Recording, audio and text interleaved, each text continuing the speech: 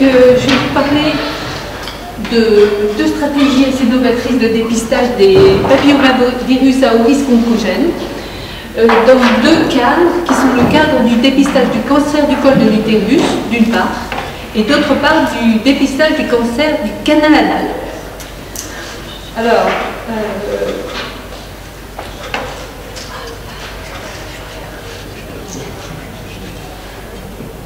Alors, rapidement, je vous rappelle que c'est la présence persistante de papillomavirus à haut risque oncogène qui est le premier facteur de risque du cancer du col de l'utérus.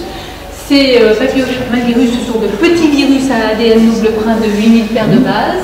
Ils infectent les épithéliums cutanés et muqueux et il existe plus de 120 types de papillomavirus humains qui sont répartis en deux groupes. Les HPV de haut risque oncogène, en particulier, il y en a une quinzaine, et en particulier les 16 et 18 qui sont responsables de plus de 70% des cancers du col de l'utérus, mais aussi des cancers du canal anal et des cancers de l'oropharynx. Et pour les bas risques oncogènes, c'est essentiellement, je fais les 6 et 11, mais il y en a aussi beaucoup d'autres. Les 6 et 11 sont particulièrement impliqués dans les condylomes génitaux.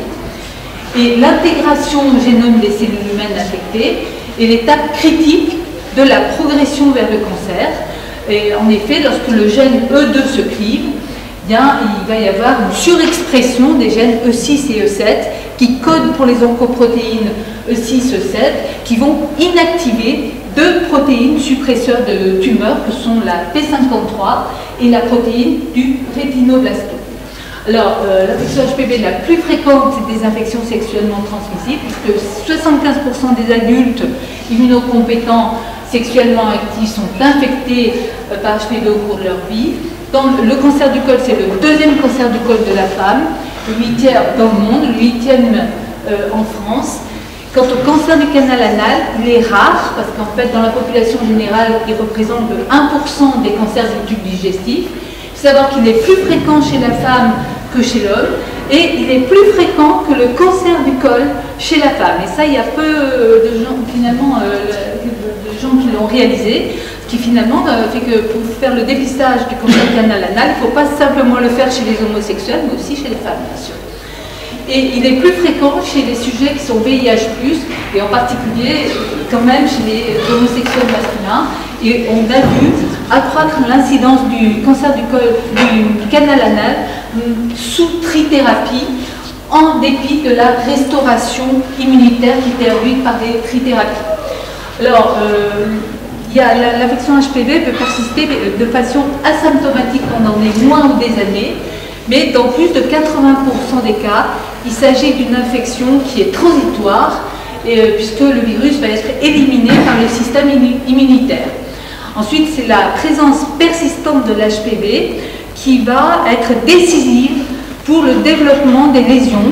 Il va y avoir d'abord des lésions de bas grade et des lésions dysplasiques anales, par exemple, qui vont en fait se traduire par des anomalies du tiers inférieur de l'épithélium basal. Et puis, il va y avoir progressivement, mais ces lésions de bas grade vont régresser dans plus de 2/3 des cas. Puis, il va y avoir petit à petit, progressivement, évolution vers des lésions de haut grade et ensuite vers le cancer invasif qui vont se traduire par des modifications néoplasiques des 2/3 inférieurs ou de la totalité de l'épithélium. Et ensuite, il va y avoir une surexpression de ces oncoprotéines E6 et E7 qui vont interférer avec les protéines P53 et PRV qui sont des protéines inhibitrices du cycle cellulaire, ce qui va provoquer une instabilité génétique et donc les phénomènes néoplasiques. Alors, le dépistage du cancer du col en France repose chez les femmes de 25 à 65 ans sur un frottis cervical en milieu liquide tous les 3 ans.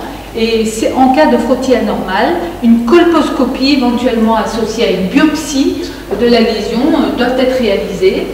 Et la détection d'HPV est beaucoup plus sensible en fait que le frottis et a une très bonne valeur prédictive négative, mais elle est source de faux positifs et en raison des infections transitoires, et elle a une faible valeur prédictive positive, surtout chez les femmes de moins de 30 ou 35 ans, où l'infection, comme je vous l'ai dit, est le plus souvent transitoire.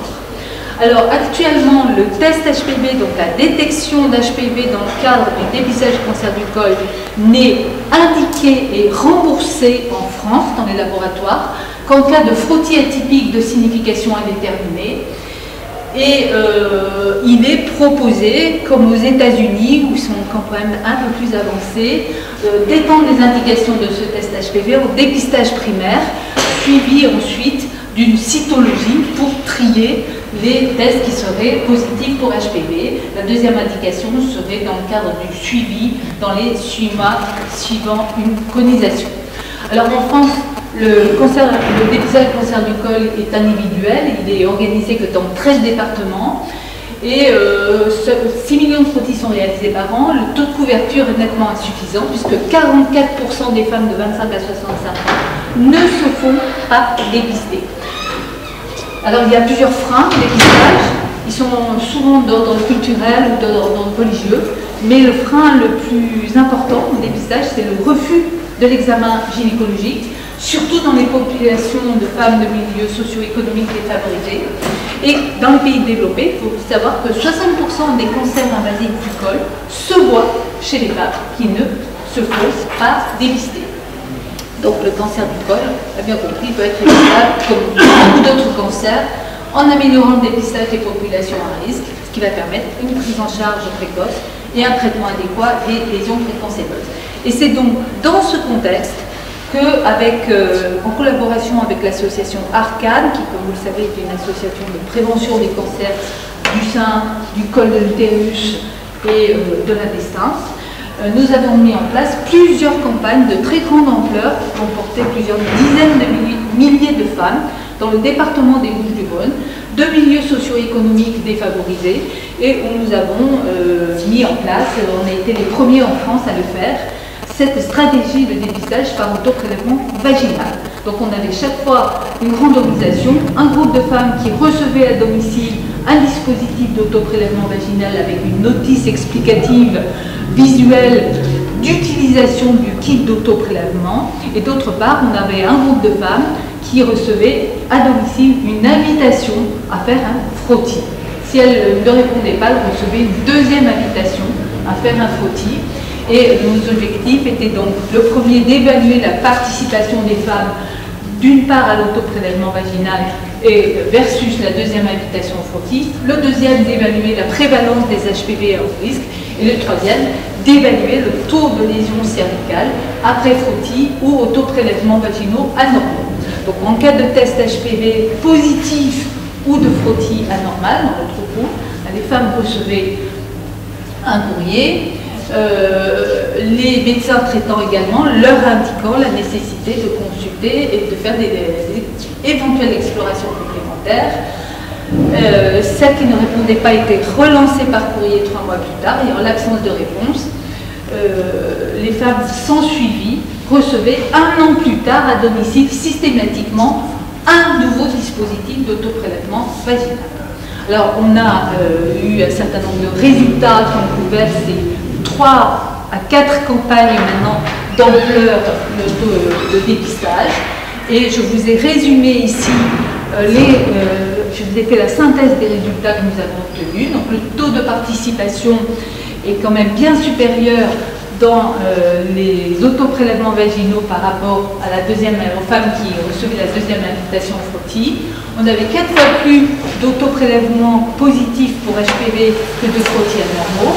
Et dans les tranches d'âge à risque de frottis anormaux ou d'autoprélèvements positifs, c'était les tranches d'âge de femmes entre 45 et 49 ans.